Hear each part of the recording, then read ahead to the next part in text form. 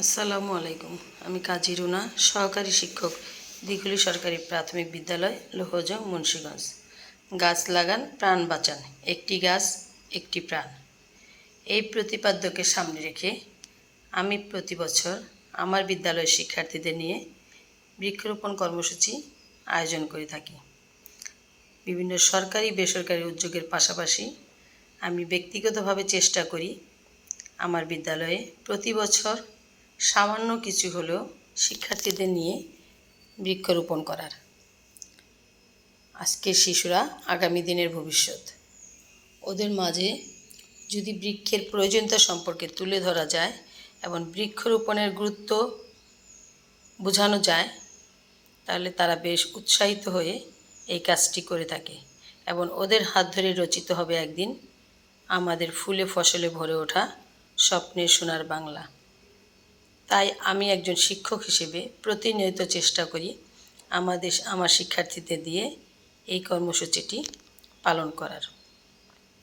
আমাদের প্রাথমিক শিক্ষা অধিদপ্তরের নির্দেশনা মোতাবেক এছাড়া বিভিন্ন ব্যক্তিগত পর্যায়ে আমরা চেষ্টা করি, বিশেষ করে আমি চেষ্টা করি আমার বিদ্যালয়ের শিক্ষার্থীদের স্বতঃস্ফূর্তভাবে এ কাজে অংশগ্রহণ করার। আমাদের বিদ্যালয় আঙ্গিনা অত্যন্ত ছোট, তারপরও আমি প্রতি বছর এই কর্মসূচির আয়োজন করে থাকি। ছোট ছোট শিশুদের হাত ধরে এই কর্মসূচি এগিয়ে যাচ্ছে। আমি স্বপ্ন দেখি একজন শিক্ষক হিসেবে আজ যে শিশুটি একটি গাছ রোপণ করলো, তার হাত ধরেই রচিত হবে আমাদের সবুজে শ্যামল সোনার বাংলা। একটি কচি হাতের আঙ্গুলের স্পর্শে বেড়ে উঠবে, সবুজে সবুজময় হবে আমাদের প্রিয় বাংলাদেশ। সেই স্বপ্নের বীজ বপন করে দিই, আর সেই স্বপ্নের সফল বাস্তবায়ন করার জন্য আমি প্রতিনিয়ত ছোট ছোট আয়োজনের মাধ্যমে এই কর্মসূচি উদ্যোগ গ্রহণ করি। স্বপ্ন দেখি একদিন এই বৃক্ষ ফুলে ফলে শোভিত হয়ে উঠবে আমাদের সোনার বাংলা।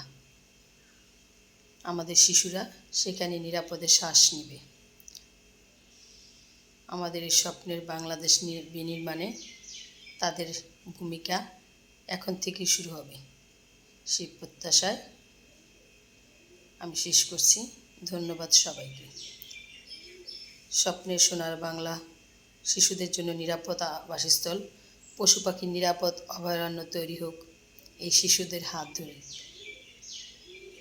প্রিয় বাংলাদেশ ফুলের দেশ, ফলের দেশ, শুধু তারা পাঠ্যপুস্তকেই নয়, তাদের এই লাগানো গাছ বৃক্ষের মাধ্যমে তারা যেন সেই স্বপ্নকে বাস্তবে রূপ দিতে পারে।